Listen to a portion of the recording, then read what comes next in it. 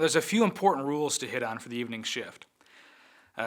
Check-in is from 6 to 7 p.m. Now, most guests will arrive right around 6 o'clock, especially if they've been utilizing the day shelter in the afternoon. But some guests may not arrive until a little bit later, and so it's important that some evening volunteers stay upstairs ready to receive and check those individuals in. After 7 o'clock, the door should be locked, and it's kept locked until the next morning. So be sure to listen for the doorbell for when the overnight crew arrives around 9. After guests check in, they're not permitted outside for any reason unless they're supervised. And that includes smoking breaks. So as a volunteer, you may be asked to step outside to the smoking shelter with our guests. And those smoking breaks happen every hour on the hour from after 6 o'clock until 10 p.m. A few other important rules to be aware of. If guests need medication, be sure to help them and assist them at the medication cabinet. So as we said, one of the most important roles of the evening volunteers is to help with the check-in process. So when you arrive at 5:30, you'll meet with the manager for the night. They may have some things they need your help with prior to check-in, and then check-in begins promptly at 6 p.m.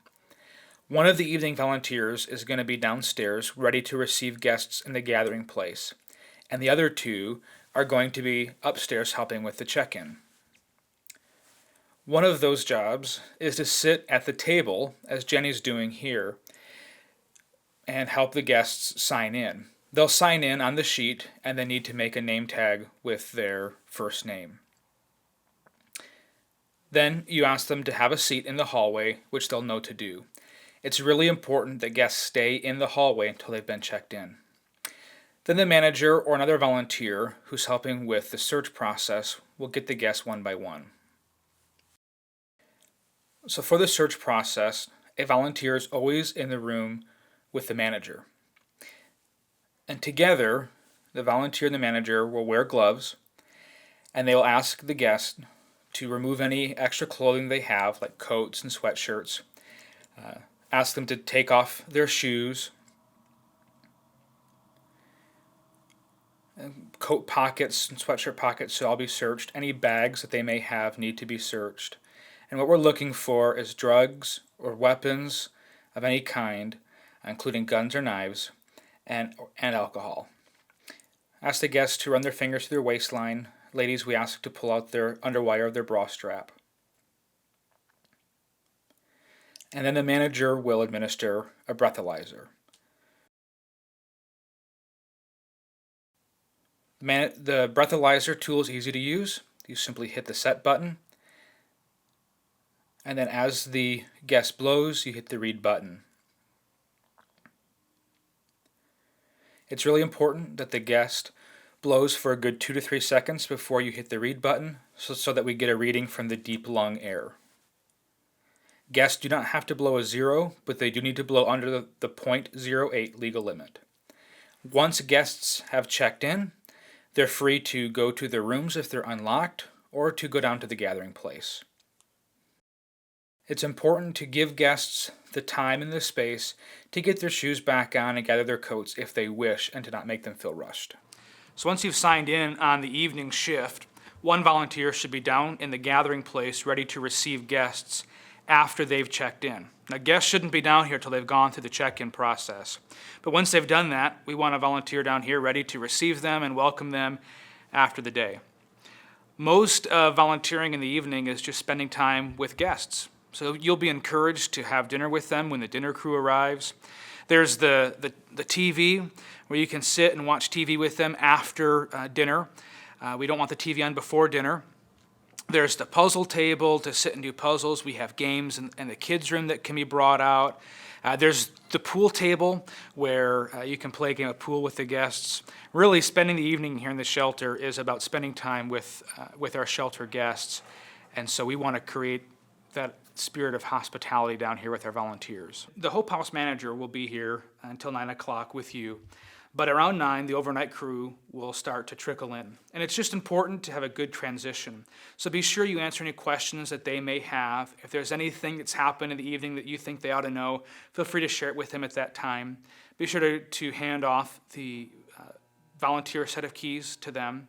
And then at 9 o'clock, you're free to go for the evening. So here at the main shelter door, there's a couple things I want to point out. There's just a devotion sign, an emergency protocol sign, which these are posted all over the facility. But then this unregistered guest policy is really important. So if at any time during your shift, whether that's evening or overnight, most likely, somebody shows up who's not a registered guest, here's what we need to do. There's a phone number on here to call Central Dispatch, the Gratiot County Central Dispatch, and tell them that you need a civil assist. Now, they're not coming to arrest anybody, and it's really important that the individual standing at the door knows they're not in any kind of trouble. We've partnered with the Salvation Army and our local police departments to provide one-night vouchers for a motel room.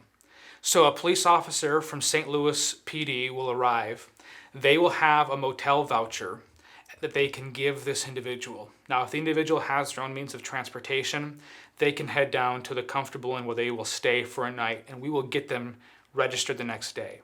If they don't have transportation, particularly if the weather is really bad or it's late at night, the police officer can probably transport them. In that case, we want to encourage the individual to leave as much of their belongings here as possible. We'll keep them locked up and safe in their absence. And they leave them here because to get into the police car, you have to be searched. All your belongings have to be searched. So just to cut down on how much of that's taking place, we want to encourage them to leave things here. And again, I want to emphasize, it's really important that they know they're not in trouble, they're not going to be arrested. The police officer's coming to give them assistance and lodging for one night so that the next day we can get them enrolled here at Hope House. Now, you'll know who is an approved guest by a list on the check-in desk. It's just a piece of paper taped down to the desk that says registered guests, and each one of them is named on that sheet. And so if the person at the door is not registered or you're not sure, you can check their ID or their name against that list on the check-in desk.